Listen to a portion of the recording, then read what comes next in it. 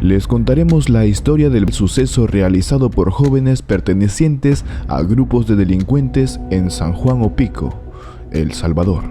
Todo empezó un 3 de marzo del 2016, cuando El Salvador y sus habitantes despertaron con un nuevo amanecer.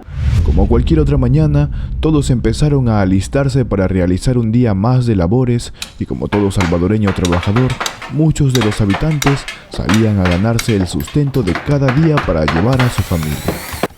Una de las personas trabajadoras de ese día es el agricultor Miguel Ángel Hernández Hernández, quien le había realizado una broma a una de sus nietas aquella mañana del 3 de marzo, mientras estaba tomando su desayuno tranquilamente con su familia. Luego de terminar, salió por su trabajo, pero cuando estaba en camino a pocos pasos de la distancia de su casa, se acordó de algunas cosas que tenía que llevar, dando media vuelta de regreso. Le ocurrió lo mismo a Miguel Hernández, como 3 veces por cosas que se le olvidaban.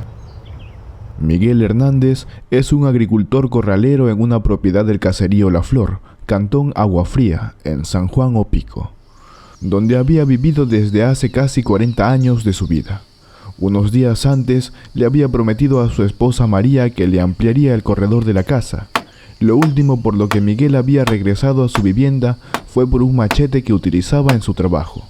Luego de que Miguel regresara por su machete, ya no volvió a la casa, dirigiéndose a pastorear un patacho de ganado, ya que era parte de su rutina desde hace más o menos 15 años, y de ahí, poco antes del mediodía, regresaba con el ganado. María, la esposa de Miguel Hernández, es una testigo de Jehová y siempre le pedía a Dios por su esposo, cada vez que salía a trabajar. Cuando él se iba, se quedaba haciendo los oficios de la casa de manera rutinaria. Su esposa María le enseñaba a su nieta la palabra de Dios, dándole clases bíblicas para que se sienta como conectada a las enseñanzas del Señor.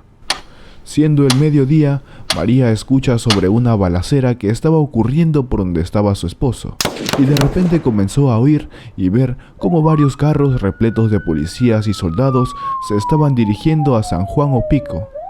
Su esposa, preocupada, pensó rápidamente en Miguel Ángel, teniendo un fuerte dolor en el pecho y un terrible pensamiento.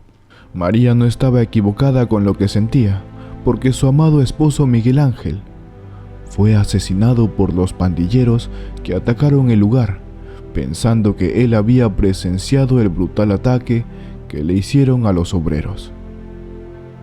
Nadie pensó que ese día en el calendario se marcaría una fecha con sangre inocente, convirtiéndose en una de las peores tragedias que pasaría en el municipio de San Juan Opico, un acontecimiento que hizo estremecer a todo un país y sobre todo a la población salvadoreña.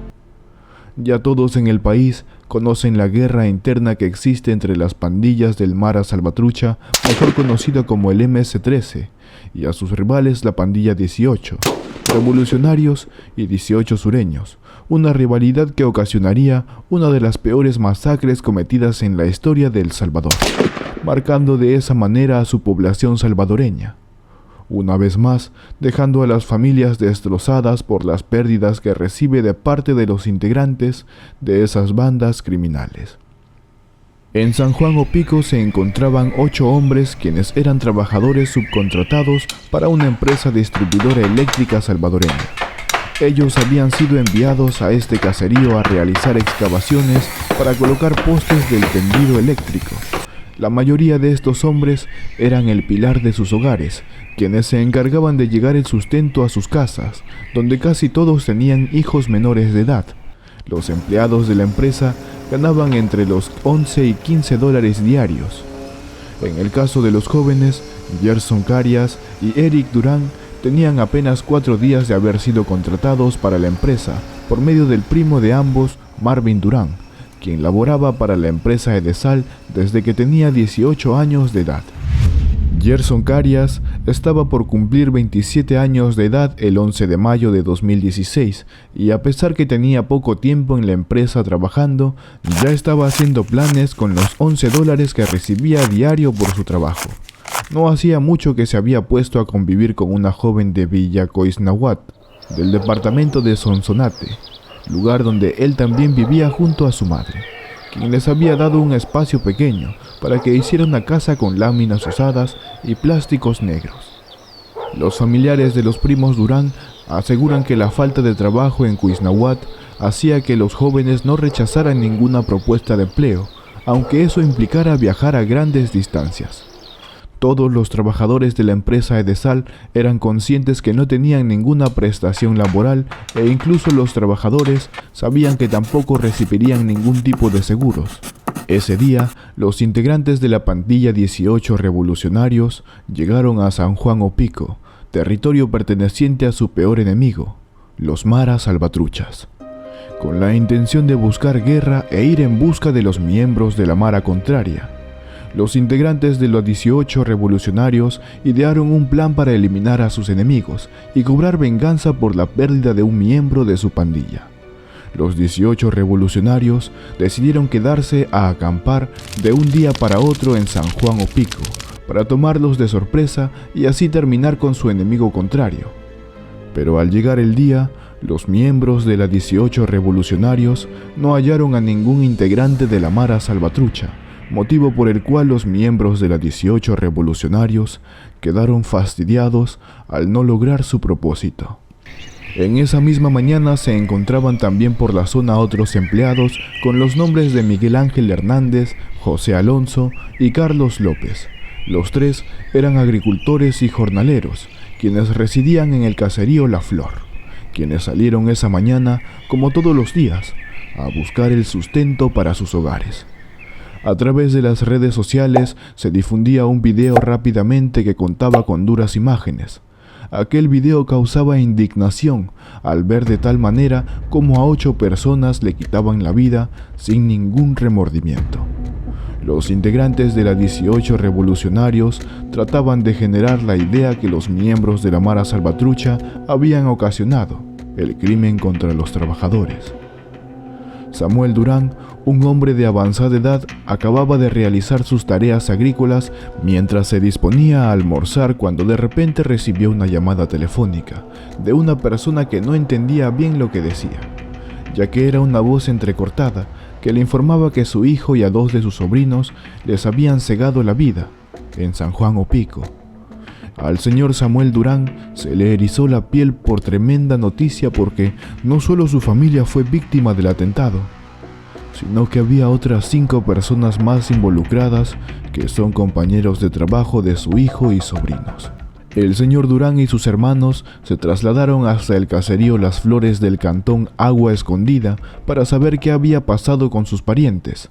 Llegando al lugar, pasando las 3 de la tarde, se acercaron hasta donde se encontraba la policía y un soldado que estaba custodiando la escena del crimen.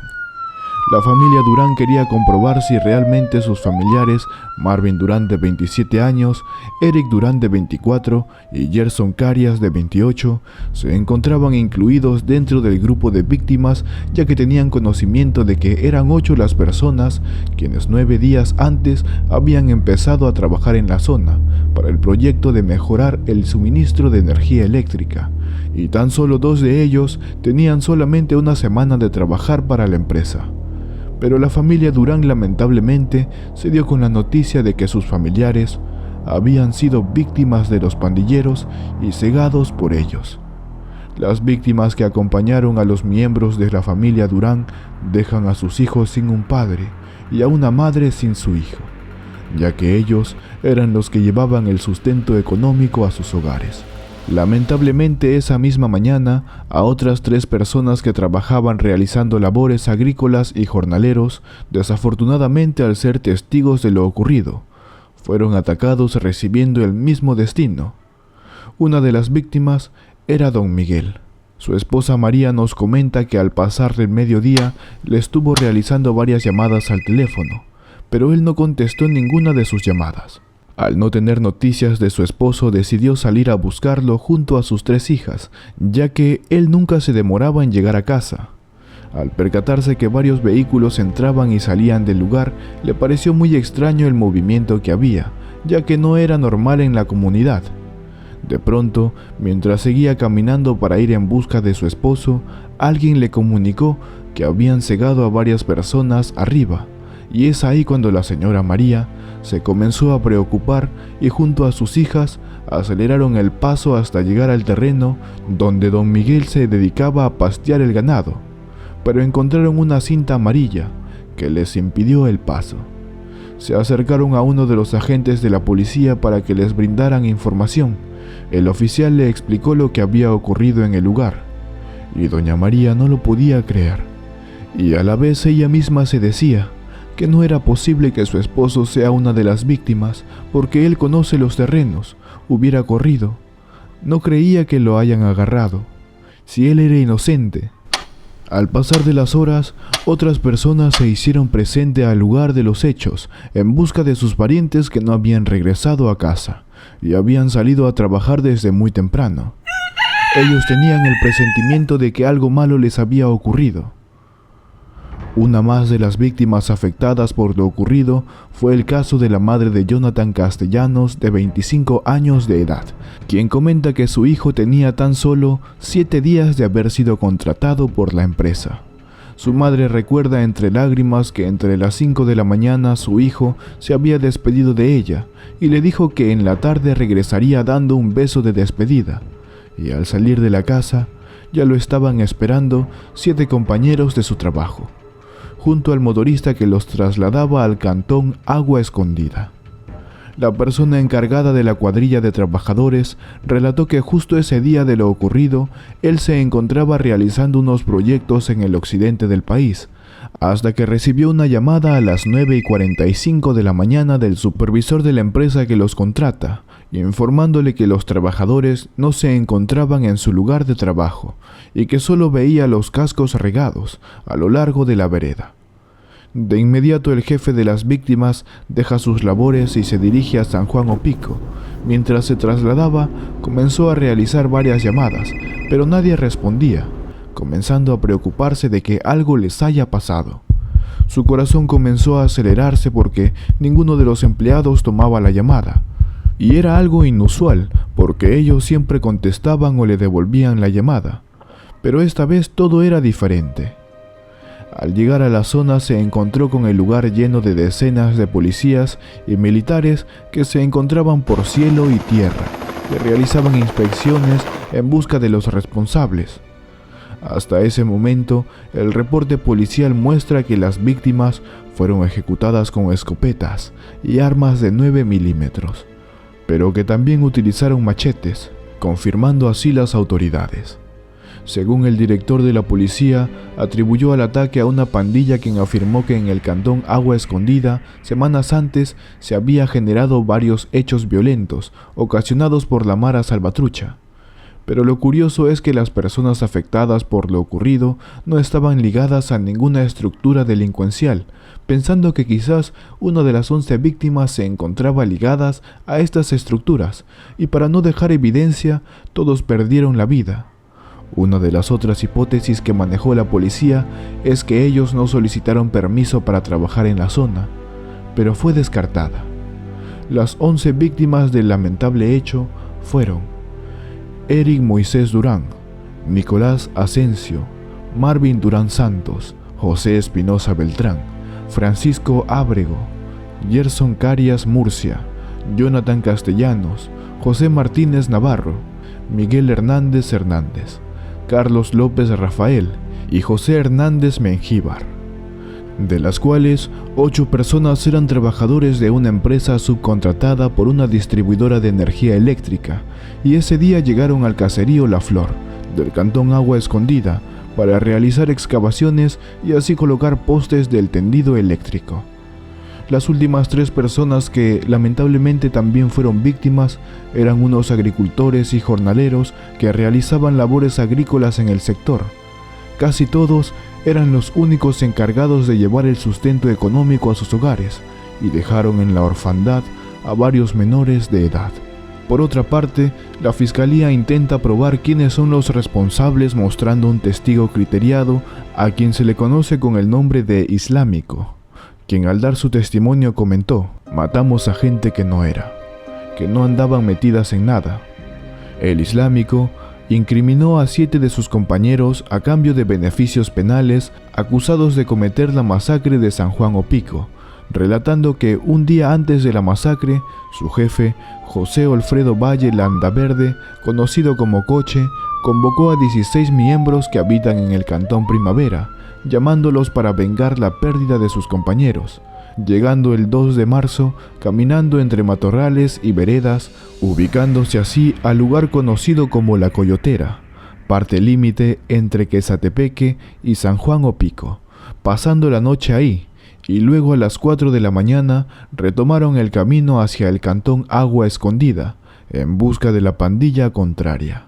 Este grupo marchaba armado mientras iba caminando por unos cañales, cuando de repente comenzaron a escuchar algunas voces, acercándose así a la avenida principal y vieron algunos obreros y un jornalero, que sin ningún motivo alguno los obligaron a tirarse al suelo y colocarse boca abajo, atando sus manos con cintas adhesivas. Entre ellos, acordaron que 3 miembros quedarían vigilándolos, mientras que el resto saldría en búsqueda de los otros trabajadores. A menos de 250 metros, encuentran a otros operarios capturando así, uno a uno, atando sus manos con las cintas de zapatos, dejándolos inmóviles sin poder defenderse. Mientras los estaban registrando, a uno de ellos le encuentran un carnet de cuando prestó servicio militar, ocasionando que se enojaran, motivo por el cual fue con quien más se aferraron en agredirlo. Seguidamente los dirigieron a la finca San Lorenzo en una zona desolada. Mientras caminaban a ese sector, uno de ellos intentó escapar, pero un miembro de las 18 revolucionarios lo persigue llegando a dispararle. Los demás escuchan una detonación de arma quedándose asustados por lo que les puede pasar. La persona, a pesar de la lesión ocasionada, no se detuvo y se lanzó a un barranco, donde ahí perdió la vida. En ese momento los miembros de la pandilla discuten qué hacer con los rehenes y los obligaron a todos a arrodillarse mientras ellos decidían qué decisión tomar. Pero uno de ellos dispara el arma sobre el ex militar y posteriormente lo lesiona con machete. Acto seguido los demás miembros hicieron lo mismo con el resto de empleados. A menos de 100 metros se encontraban los otros 3 hombres, y al escuchar las detonaciones de las armas, los miembros de la pandilla que los cuidaban deciden hacer lo mismo contra ellos. El islámico, por otra parte, declaró que este hecho no fue planeado, y las autoridades manifiestan que el hecho no fue autorizado desde la cárcel, como se ha conocido en otros casos. El islámico comenzó a perder credibilidad ante el juez por haber cambiado su testimonio, ya que era diferente a lo que les dijo a los fiscales durante el juicio. El juez consideró que la fiscalía no debe confiar en testigos criteriados debido a que buscan desvincularse de los delitos cometidos. Finalmente, la fiscalía decidirá si el islámico se le exoneraba de otros cargos, ya que su testimonio fue clave para determinar cómo ocurrieron los hechos. Aparte de la información del islámico, la Fiscalía General de la República contaba con una evidencia extra que era el video que circulaba en su momento por las redes sociales, que fue grabado por ellos mismos, el cual fue hallado un mes después, tras un enfrentamiento entre pandilleros y policías. Ese día la pandilla tuvo 3 bajas, entre los que se encontraba el Coche, la persona que reunió a los miembros de la pandilla para visitar a la pandilla contraria. Los familiares de las víctimas parecían perder esperanzas, pero el juzgado decretó que los 7 involucrados en el hecho fueron formalmente acusados y condenados. El juez dictaminó que no serían 30, sino 35 años por cada una de sus víctimas, más 5 años por agrupaciones ilícitas. En total, 390 años de prisión para cada uno en octubre del año 2016. El Juzgado Segundo de Menores de Santa Tecla ordenó 5 y 15 años de internamiento a 2 menores de edad, también involucrados en el caso. El juez validó la declaración del testigo criteriado con beneficios judiciales por el ataque agravado de las 11 víctimas. El juez determinó que las pruebas periciales y documentales presentadas por la Fiscalía predominaron sobre la prueba testimonial para la resolución del caso. Se basaron en bitácoras de llamadas entre los imputados, análisis comparativos de las armas que se utilizaron en la masacre y los roles de cada imputado durante el crimen, además de la extracción telefónica de un video. los análisis de los hechos violentos y la inspección corporal de los miembros de la estructura para determinar su pertenencia al barrio 18 revolucionarios. Es decir, el islámico sería exonerado por el ataque de los 11 trabajadores debido a su testimonio, pero no se libró de la condena de 5 años por agrupaciones ilícitas. Es así como finaliza este caso tan triste, que sin duda quedará guardado en las memorias de los salvadoreños y en la historia de El Salvador, como uno de los sucesos que enlutaron a varias familias y llenaron de dolor a todo el país de El Salvador. El gobierno del presidente Nayib Bukele no quiere que corra más sangre de personas inocentes, donde las únicas afectadas son las familias que sufren pérdidas irreparables, ocasionadas por las rencillas entre las pandillas, y lo único que produce al país son sucesos irreparables marcando a toda una población. El presidente Nayib Bukele no descansará hasta que todos esos grupos de personas que integran esas escuadras queden disueltas y erradicadas de El Salvador. Mis queridos amigos, amigas, suscriptores y visitantes, hemos llegado al final de este video. Espero que te haya gustado tanto como a mí. Suscríbete si aún no lo estás, recuerda que es totalmente gratis y activa la campanita de notificaciones, así no te perderás ninguno de nuestros videos. No olvides compartir la historia con tus amistades y familiares. Lo puedes hacer a través de WhatsApp y así ellos también puedan inculcar más valores en sus corazones. Nos vemos hasta la próxima historia, aquí en tu canal Tendencia Mundial.